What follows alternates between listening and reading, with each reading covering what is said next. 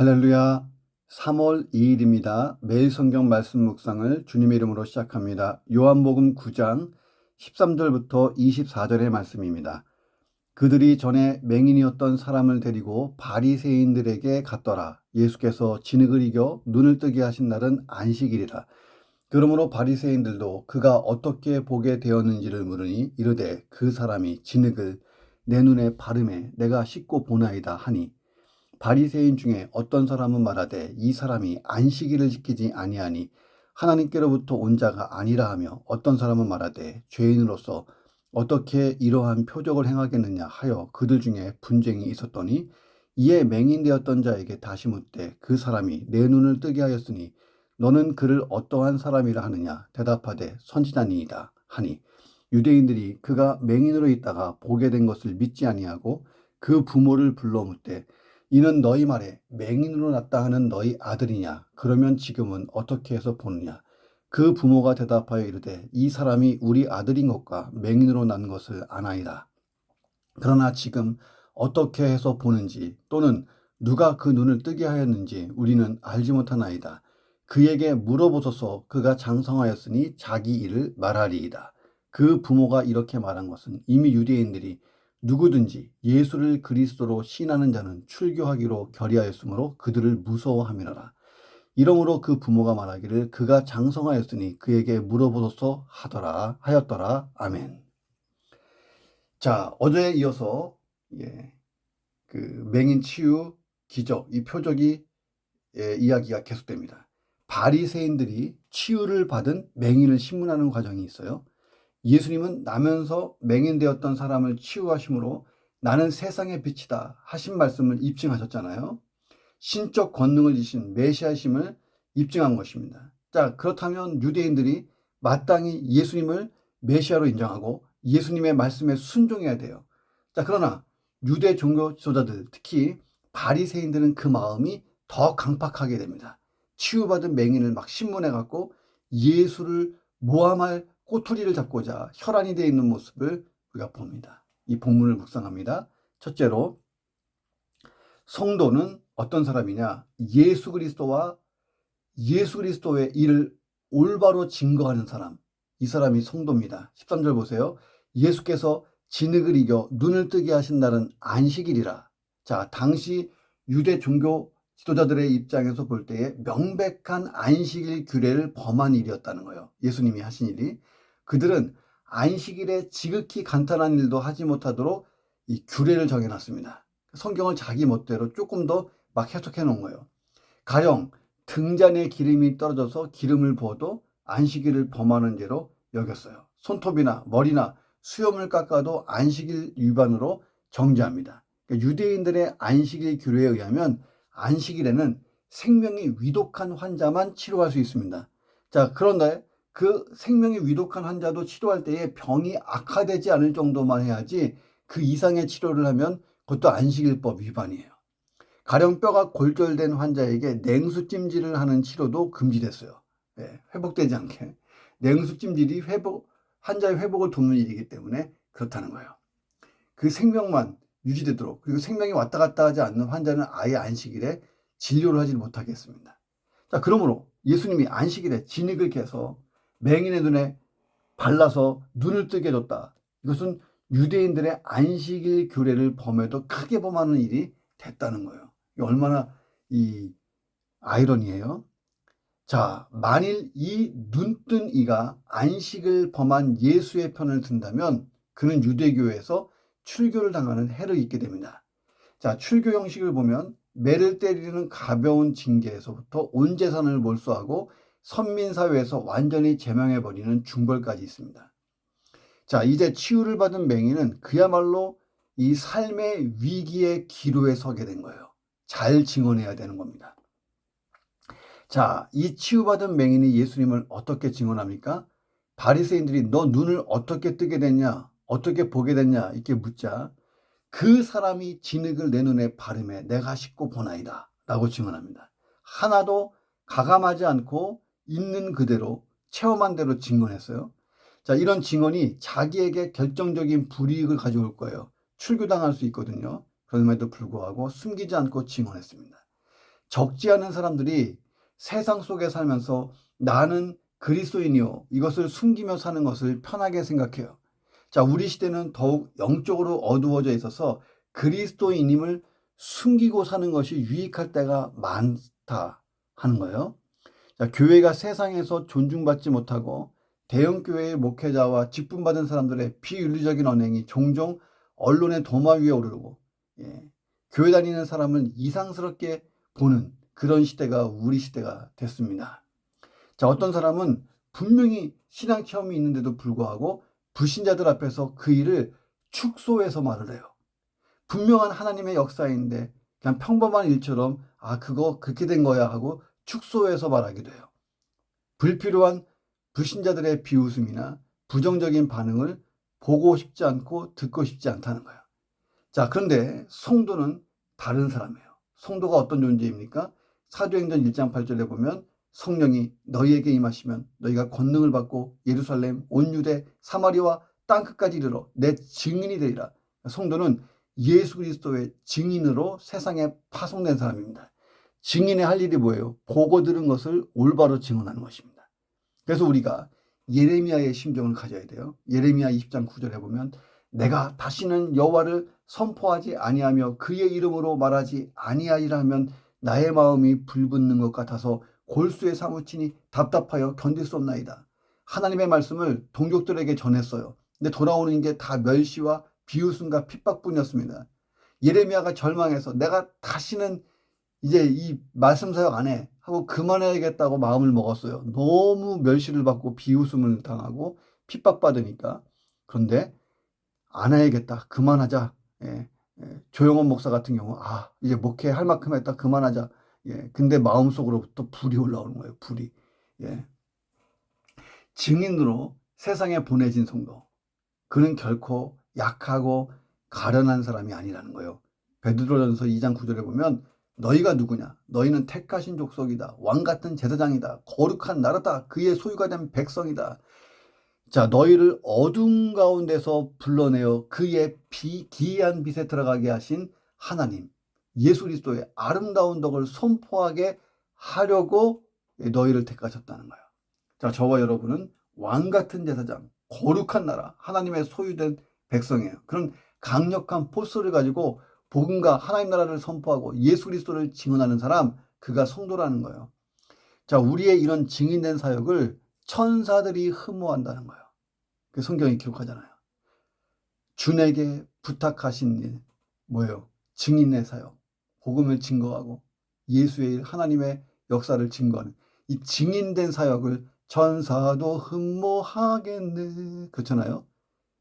나는 오늘 증인으로서 참 그리스도인답게 살아보기를 주님의 이름으로 축원합니다. 성도는 증인입니다. 두 번째, 이 쟁론을 피하고 복음만 확신 있게 전하는 것이 중요합니다. 눈을 뜬 맹인을 신문하던 바리새인들 사이에 예수님의 정체를 가지고 쟁론이 벌어졌어요. 자, 그들이 신봉하는 종교 가치관에 혼선이 온 거예요. 지금 예수님이 안식일에 맹인을 고치는 바람에. 자, 그들은 안식일을 범한 죄인인 예수, 저분이 맹인의 눈을 뜨게 하는 기적을 베푸셨으니 이 사람은 과연 진짜 하나님으로부터 온 메시아인가? 아니면 안식일을 위반한 죄인인가? 이 두 가지를 가지고 패가 나눠졌어요. 쟁론을 벌였어요. 16절 보니까 바리새인 중에 어떤 사람은 말하되 이 사람이 안식일을 지키지 않는다. 그러므로 하나님께로부터 온 자가 아니다. 어떤 사람은 그러면 안식일을 위반한 그 죄인이 이런 표적을 행하니 이 죄인이 어떻게 표적을 행하냐? 이분 죄인 아니다. 뭔가 있다. 이게 분쟁이 된 거예요. 바리새인들 중에는 예수님을 은밀하게 믿는 자들이 있었어요. 니고데모가 그 중에 한 사람이에요. 니고데모가 얘기합니다. 하나님이 함께하지 않으면 이러한 표적을 행할 수 없다라고 얘기까지 한 사람이에요. 자, 그러나 예수를 믿는 바리새인과 종교 지도자라도 담대하게 예수는 틀림없는 메시아요 라고 증거하는 사람은 없었어요. 그저 간접적으로는 예수는 죄인이 아니라는 사실만 말하면서 쟁론을 벌일 뿐입니다. 우리가 할 일이 뭐냐? 복음을 확신 있게 전하는 거예요. 쟁론을 벌일 필요가 없어요. 이 쟁론을 벌이면 결론이 없어요. 끝없는 이론적인 주장만, 그리고 다툼만 있습니다. 그러니까 믿지 않는 불신자, 이단자들과 쟁론해 갖고 얻을 것은 아무것도 없는 거예요. 오히려 그 쟁론을 그 믿지 않는 사람들이 주변에 있다가 종교 다툼 정도로 벌이는 말쟁이들도 오해받을 수 있어요. 자, 그러므로 우리가 불신자나 이단자와 상대할 때는 쟁론을 피하고 담대하게 선포하면 되는 거예요. 예수가 유일한 메시아 그리스도라고 선포하는 거예요. 듣든지 아니 듣든지 예수는 그리스도 증거하면 되는 겁니다. 결과는 주님께 있는 거예요. 그러니까 바울이 디모데에게 이렇게 권면했습니다. 디모데전서 6장 10절에 디모데야, 망령되고 헛된 말로 또 거짓된 지식의 반론을 피함으로 내게 부탁한 것을 지키라.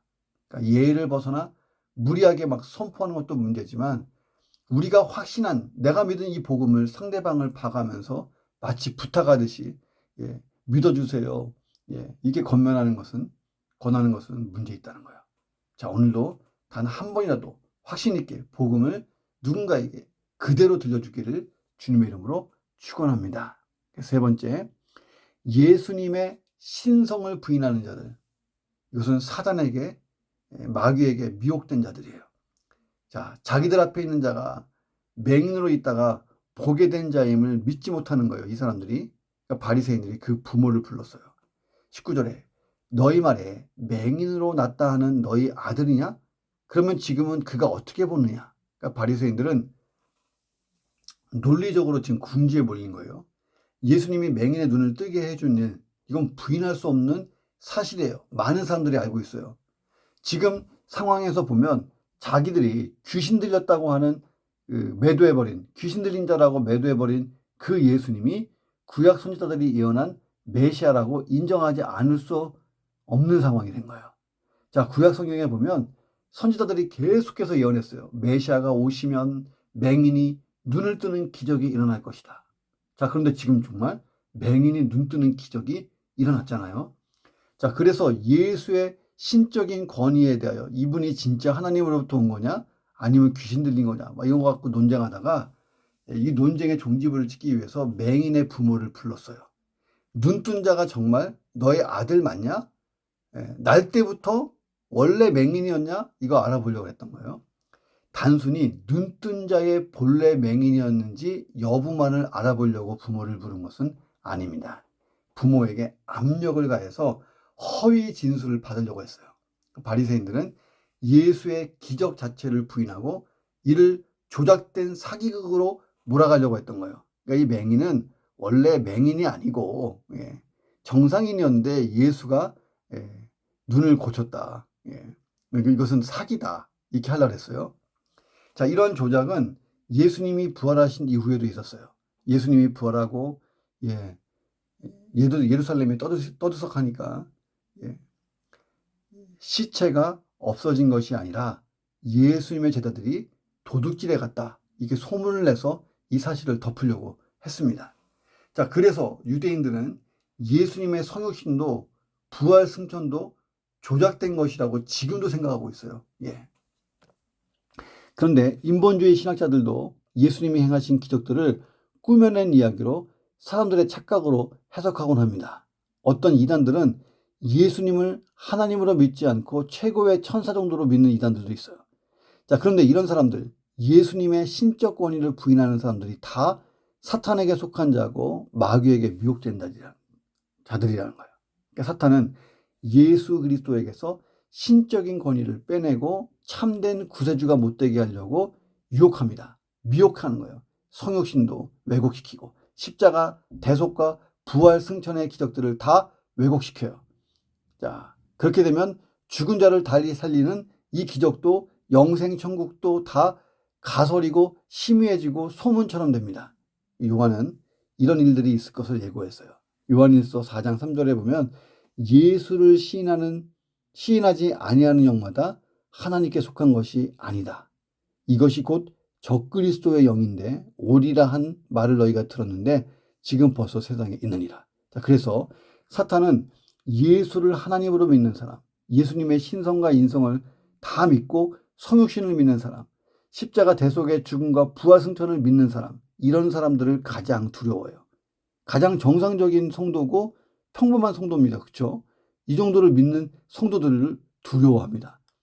이 진리, 이 사실, 다시 말하면 예수님의 하나님의 아들 되심, 하나님 되심, 예수님의 신성과 인성, 성육신, 죽음과 부활, 자, 이 모든 진리가 사탄을 영원한 멸망에 이르게 하는 진리이기 때문에요. 사탄은 이 진리에 의해서 심판받고 불못, 지옥에 던져지는 존재예요. 자, 우리가 가진 가장 강력한 무기가 뭐냐? 예수 그리스도에 대한 증언들이에요. 복음의 진리를 가진 우리가 사탄의 권세를 꺾을 능력을 가지고 있습니다. 자, 우리의 공로로 얻어진 게 아니고 예수님의 사역으로 얻게 된 권세예요. 오늘 내가 복음의 진리를 붙들고 사는 게 얼마나 중요하고 강력한 파워를 가진 것인지를 묵상하고, 자, 사탄에게 미혹된 자들을 경계하고 긍휼히 여겨서 그들이 진리를 깨닫도록 기도하고 도울 수 있는 그런 그리스도의 좋은 군사요 영적으로 깨어있는 자 되기를 주의 이름으로 축원합니다. 마지막 네 번째는 교회의 권위는 사람이 하나님께 영광을 돌리게 하는 일에 잘 선용되어야 된다는 거예요. 그러니까 바리새인들은 눈을 뜬 맹인의 부모들을 위협하기 시작해요. 자, 그러자 부모들이 이렇게 대답하잖아요. 이 사람이 우리 아들인 것과 맹인으로 태어난 것을 우리는 압니다. 그러나 지금 어떻게 해서 보는지, 누가 그 눈을 뜨게 했는지 우리는 모릅니다. 그에게 물어보십시오. 그가 이제 장성하였으니 자기 일을 말할 수 있습니다. 정말 이 부모가 몰라서 이렇게 대답한 것은 아니에요. 성경이 말하고 있잖아요. 22절 보니까 그 부모가 이렇게 말한 것은 이미 유대인들이 누구든지 예수를 그리스도라고 시인하는 자는 출교하기로 결의하였다. 그래서 그들을 무서워했다. 그래서 이렇게 얘기했다는 거예요.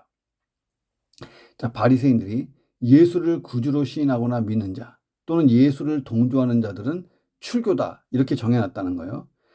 유대 공동체에서 출교당하는 사람은요, 죽은 사람이나 다름없어요. 채찍으로 맞고 온 재산 빼앗기고 이웃과 대화할 수도 없고, 이 출교가 두려웠던 부모들은 아들에게로 이 공을 넘겨버린 거죠. 자, 그러니까 바리새인들이 아들을 다시 불러요. 너는 영광을 하나님께 돌려라. 우리는 저 사람들이 저 사람 예수가 죄인이라고 생각한다. 자, 이런 뜻이에요. 야, 우리 사내들인 법정은 이미 예수를 사기꾼이라고 판정했어. 너 그 판정을 따르고 인정하고 그 판정에 맞게 네가 경험한 이 사실을 재조정해. 이렇게 압박을 넣은 거예요. 바리새인들은 자기들에게 주어진 종교적 권위를 지금 남용하고 있다는 거예요. 하나님이 주신 종교적 권위. 자, 사람으로 하여금 주께서 행하신 은혜로운 일을 간증하고 찬송하게 하려고, 하나님께 영광을 돌리게 하려고 사용하라고 주신 권세예요. 자, 그런데 믿음을 억누르고 거짓말을 하고 압력을 가하는 도구로 지금 사용하고 있습니다. 자, 성경에 보면 주님이 교회에 주신 권세가 있죠. 기도의 권세, 사죄의 권세, 징계의 권세. 자, 이런 권세는 사람이 하나님을 올바로 경외하고 하나님께 영광 돌리라고 선용하라고 주신 거예요. 자, 그런데 교회가 타락할 때마다 교권, 주도권을 잡은 지도자들이 이 권세를 악용하는 거예요. 중세교회 보면 성직자들만 기도하고 용서할 수 있는 권리를 가져요. 사죄할 수 있는 권리. 자, 그래서 일반 성도들은 성경도 못 읽고 신부님께 와서 고해성사, 하나님께 죄를 고백하고, 성경에 없는 교리와 규례를 만들고 따르지 않는 사람을 무시무시한 고문과 형벌을 집행하고, 이게 중세시대였어요. 자, 오늘날 교회가 세상에서 지탄받는 일 중에 하나가 뭐냐면 교회에 부여된 이 권위를 잘못 사용하는 거예요. 그러니까 예수님 당시 유대 종교 지도자들의 잘못이 뭐냐면 이 권위, 이 잘못된 권위 사용을 파고들고 공격하시는 예수님을 죽이려고 했던 거예요. 자, 오늘 한국교회가 주님이 주신 신성한 권위, 성도를 살리고 하나님의 영광을 드러내고 그 성도가 하나님의 일을 하게 하는데 잘 사용될 수 있도록 이 교회가 가진 권위를 회복하고 잘 사용하고 하나님의 영광을 위해 쓰고 복음과 하나님 나라 위하여 바른 방향으로 나갈 수 있어야 됩니다. 그래야 한국교회도 살고 모든 교회가 사는 거예요. 그렇게 기도할 수 있는 하루가 되기를 주님의 이름으로 축원합니다. 기도하겠습니다. 하나님, 성도는 예수 그리스도를 증언하는 자입니다. 내가 받은 은혜, 내가 받은 복음, 내가 구원받은 이 확신, 천국의 영생에 대한 확신, 이것을 선포하는 그대로 증언하는 자입니다. 그는 왕같은 제사장이요 거룩한 나라요 하나님의 소유된 백성입니다. 하나님 내게 주신 이런 정체성은 강력한 것이고 하나님이 주신 권세입니다. 하나님 그 강력한 포스를 가지고 주의 일을 잘 감당하도록 도와주옵소서. 이단자들 또는 불신자들과 열매 없는 쟁론을 피하고 복음을 확신 있게 다이렉트로 그대로 전하는 훌륭한 전도자가 되게 도와주옵소서. 사탄은 예수를 하나님으로 믿는 사람, 예수의 신성과 인성을 믿고 성육신을 믿는 사람, 십자가 대속의 죽음과 부활승천을 믿는 사람을 가장 두려워합니다. 왜냐하면 그 진리가 사탄을 영원한 불못으로 던지기 때문입니다. 이 사탄의 반그리스도 역사와 그리고 왜곡하고 경계하는 이런 미혹하는 그런 역사를 경계하고 미혹당한 자들을 주 앞으로 인도하는 강한 그리스도인으로 살게 도와 주옵소서. 한국교회가 주님이 주신 신성한 권위를 잘 회복하게 하시고 잘 사용하여 하나님께 영광을 돌리며 다시 복음과 하나님 나라 위하여 일어나는 바른 방향으로 달려가는 그런 교회들 되게 도와 주옵소서. 존귀하신 예수 그리스도의 이름으로 기도합니다. 아멘.